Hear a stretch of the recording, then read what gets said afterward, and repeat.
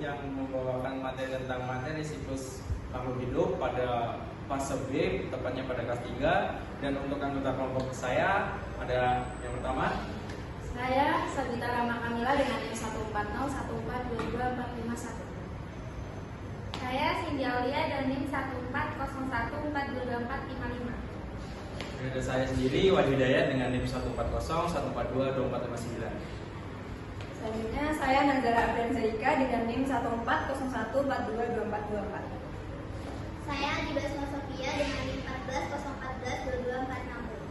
Di sini kami akan membahas tentang materi siklus makhluk hidup, tepatnya pada metamorfosis sempurna dan metamorfosis tidak sempurna.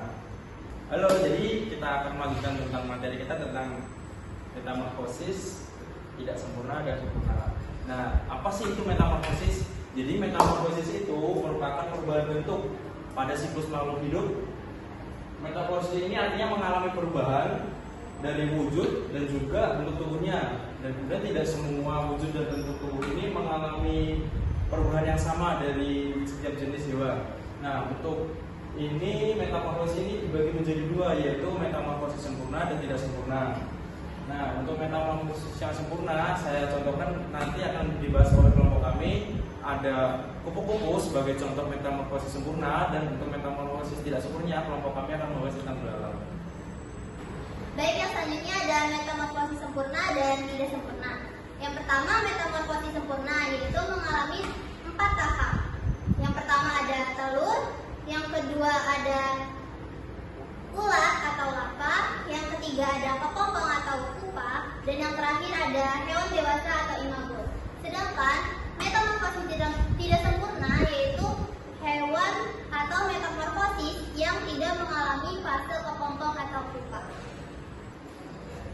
Baik, tadi kan sudah dijelaskan mengenai metamorfosis sempurna dan metamorfosis tidak sempurna. Selanjutnya ada media pembelajaran mengenai materi metamorfosis sempurna, yaitu contohnya hewan kupu-kupu.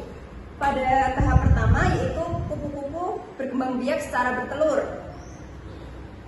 Setelah itu kupu-kupu akan menjadi ulat atau larva yang akan memakan tanaman dan daun untuk tumbuh dan berkembang. Selanjutnya setelah ulat mulai cukup besar, dia akan menjadi sebuah kepompong atau pupa, yaitu sekitar 1-2 minggu. Selanjutnya yaitu menjadi hewan dewasa, menjadi kupu-kupu atau imago. Nah, tadi kan sudah dijelaskan tentang media pembelajaran metamorfosis sempurna. Nah, di sini akan membahas tentang alat pembelajaran yaitu metamorfosis tidak sempurna, yaitu kita memberi contoh itu belalang. Yang pertama pada fasenya yaitu telur. Nah, di sini belalang betina akan bertelur. Nah, telurnya akan menetas menjadi nimfa dan itu memerlukan waktu 10 bulan.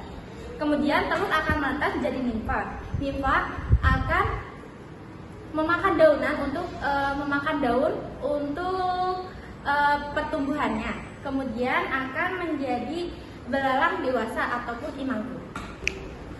Baik anak-anak, dari awal kita sudah membahas materi tentang metamorfosis. Jadi bisa kita simpulkan, materi metamorfosis itu merupakan bagian dari sebuah perkembangan atau pertumbuhan dari hewan. Kemudian perubahan itu bisa dilihat dari metamorfosis sempurna dengan metamorfosis tidak sempurna. Di sini bisa dilihat jika metamorfosis sempurna itu hewan mengalami perubahan yang signifikan. Kemudian jika metamorfosis tidak sempurna, hewan itu mengalami perubahan yang tidak signifikan.